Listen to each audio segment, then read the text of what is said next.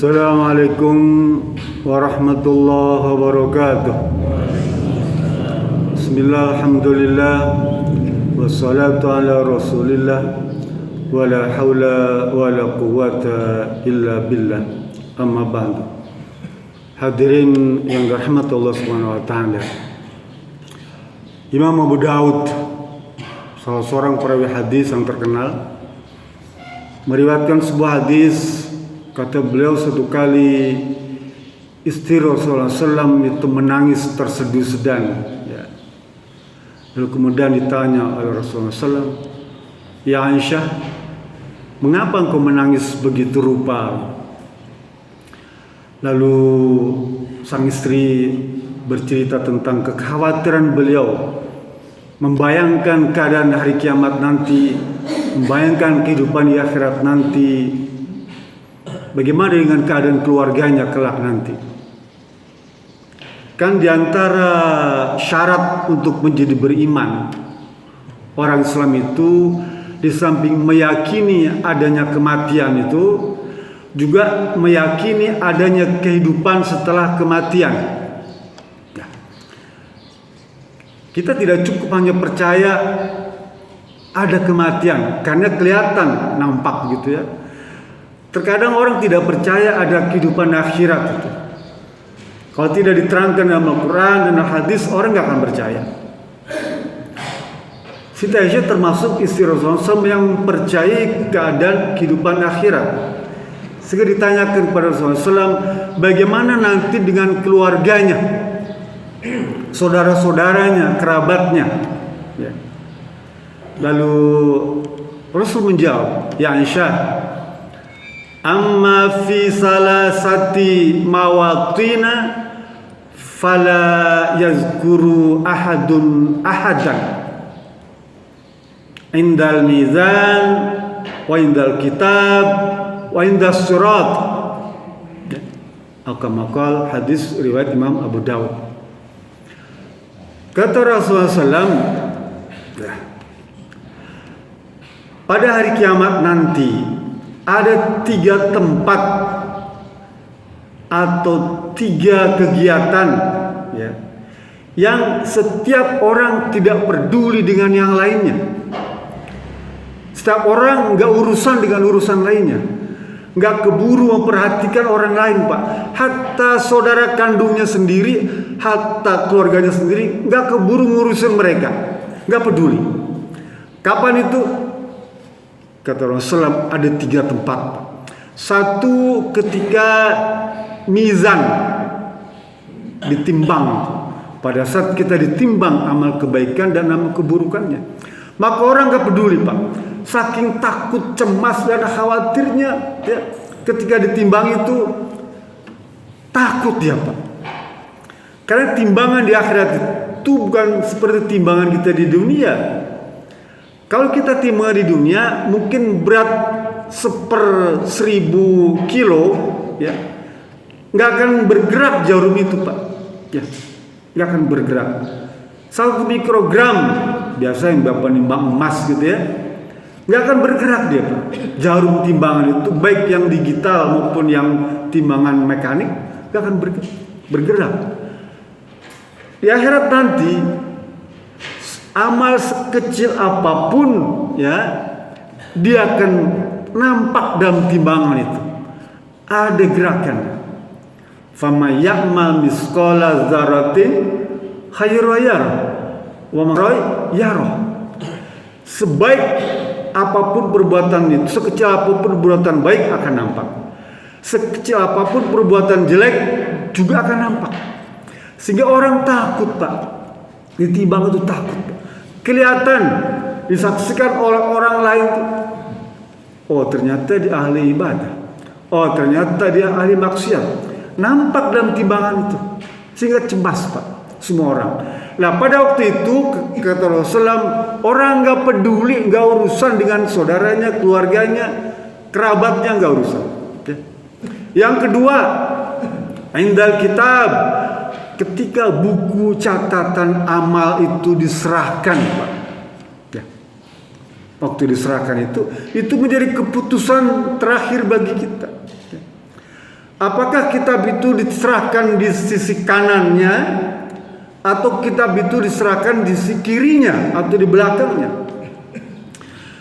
Nanti Bapak bisa rujuk di dalam surat Al-Ahqaf ayat 7 sampai 12 ya.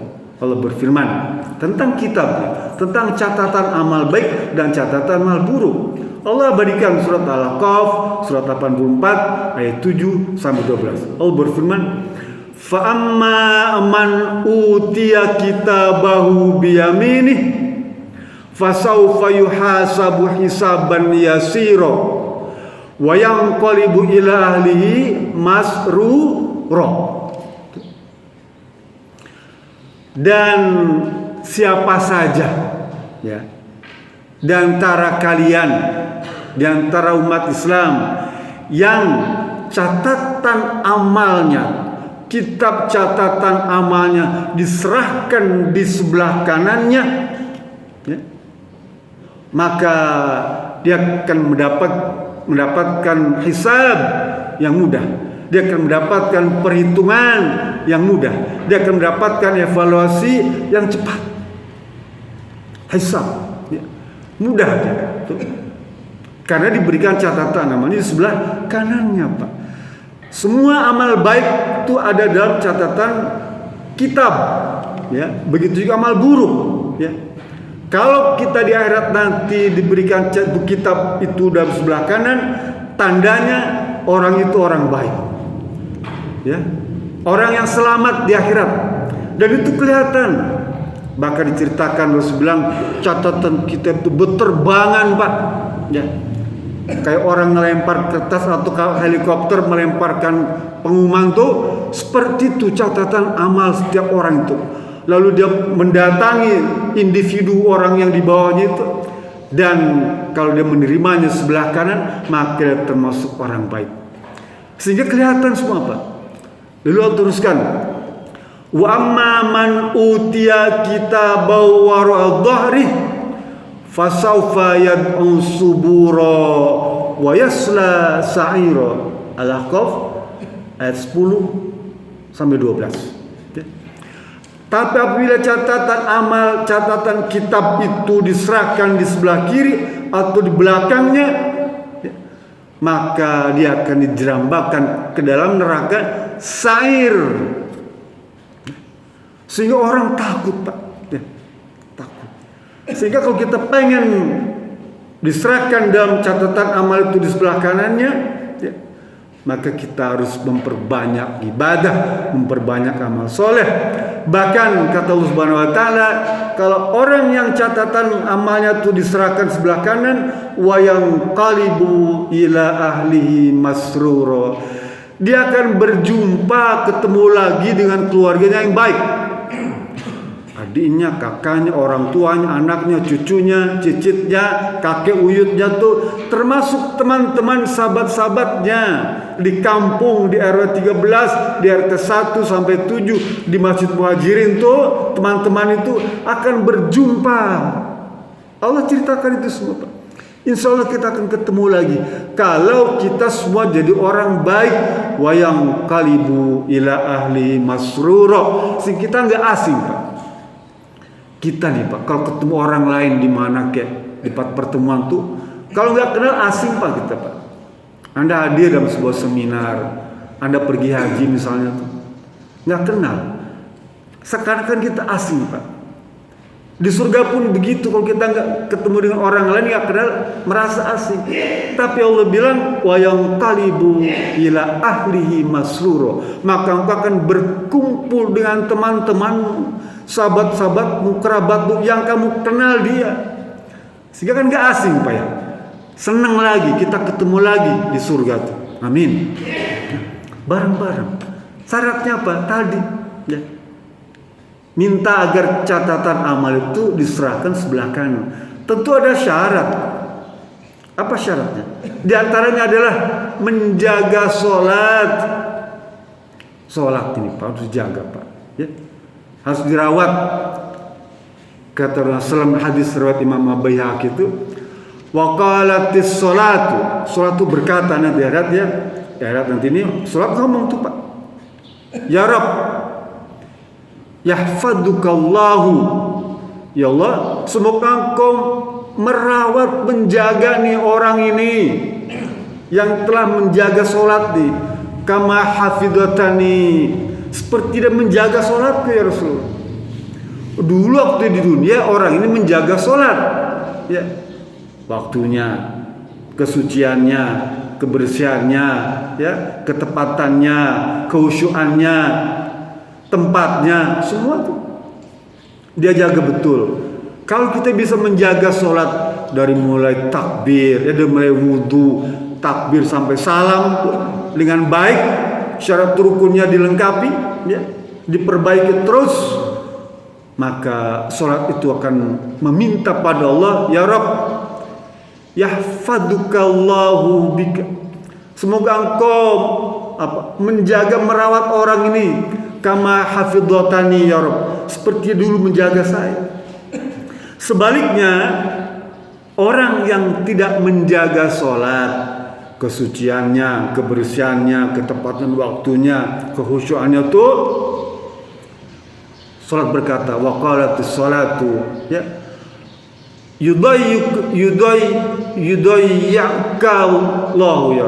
Ya Allah, semoga Engkau menelantarkan dia itu, seperti halnya dia telah menelantarkan waktu di dunia.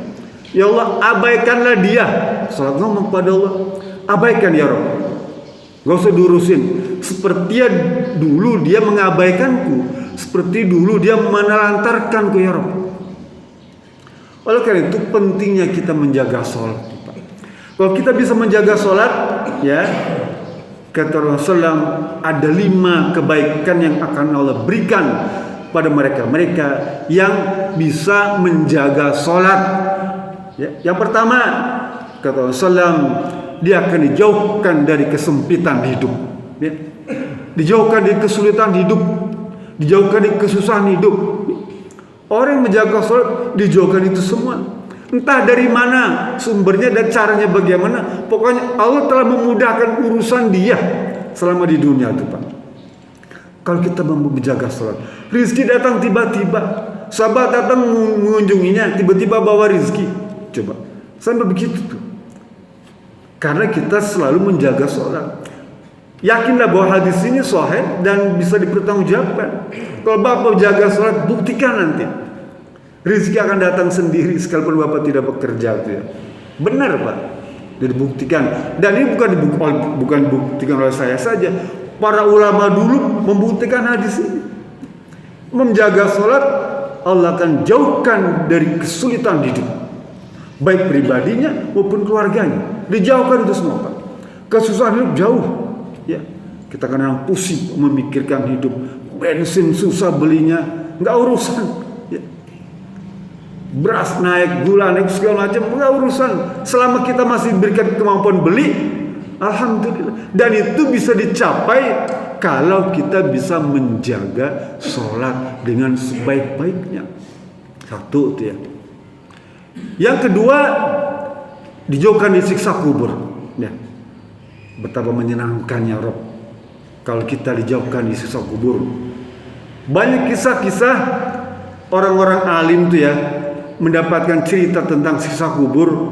Ada dulu seorang tabi'in tuh ya, adanya meninggal dunia, dimakamkan. Waktu dia mengubur tuh, dapat di jenazah di bawah tuh, kantong uangnya jatuh Pak. Nah, ada yang bisa dibaca di kitab apa Syekh Zaidun Al-Malibari, ya, Irsyadul Ibad, ada kitab itu. Jatuh uang, kantong uang, dompetnya kalau kita sekarang mah, atau handphone lah, dia memang di bawah. Kenapa? Jenazah adiknya itu makamkan, ya. Sampai rumah dia baru ingat, aduh, uang saya jatuh. Mungkin dalam kubur itu, dia gali kubur itu. Belum sampai menggali semua, apa yang terjadi? Terbakar tuh kuburan Pak. Baru beberapa senti aja keluar api Pak, terbakar. Dikira tuh gas, tidak, bukan. Dari dalam kubur itu keluar api yang membara, sehingga dia tidak diteruskan, tutup lagi.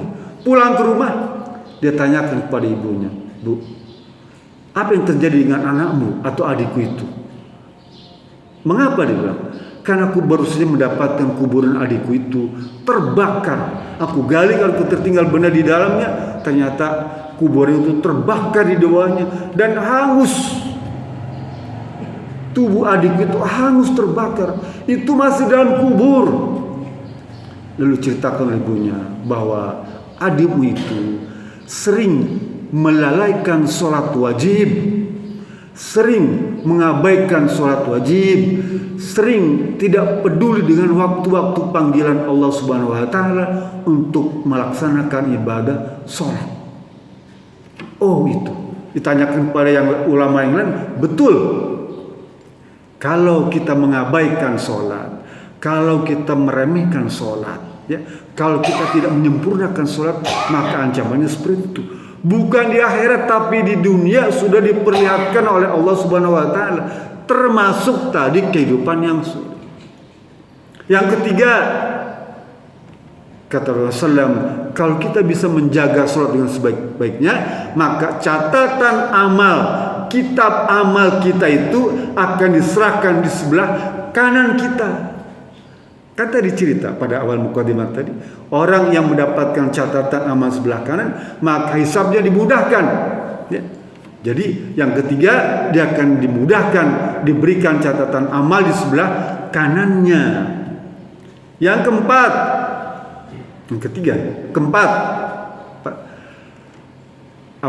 dipermudah untuk melintasi jembatan Shiratal Mustaqim seperti kilat. Coba Pak, seperti buruk. Jembatan Shiratal Mustaqim itu di bawahnya adalah neraka. Maka orang yang menjaga sholat, dia seperti melintasinya seperti buruk, seperti kilat, sangat cepat. Dan yang terakhir, yang kelima, masuk surga tanpa hisab. Coba, gimana nggak enak? Itu asalkan kita bisa menjaga sholat dengan sebaik-baiknya, kita bisa merawat sholat dengan sebaik-baiknya. Usahakan, niatkan sungguh-sungguh, niatkan setelah ini saya mau sholat dengan sebaik-baiknya, khususnya sholat wajib.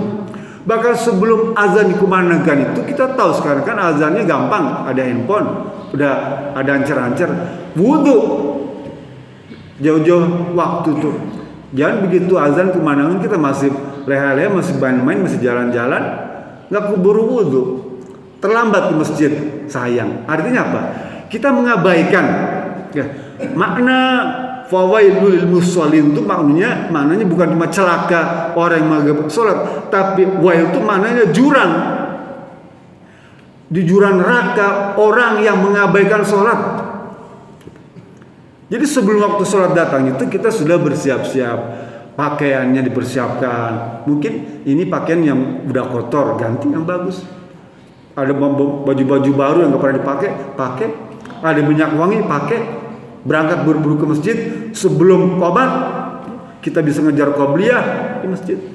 Ya, itu maksudnya kita menjaga sholat, merawat sholat, dan memperhatikan sholat, karena Allah akan membalas kita dengan apa? Kita akan dirawat oleh Allah Subhanahu wa Ta'ala, kita akan diperhatikan oleh Allah Subhanahu wa Ta'ala, kita akan dijaga oleh Allah Subhanahu wa Ta'ala, oleh sebab kita menjaga sholat dengan sebaik-baiknya.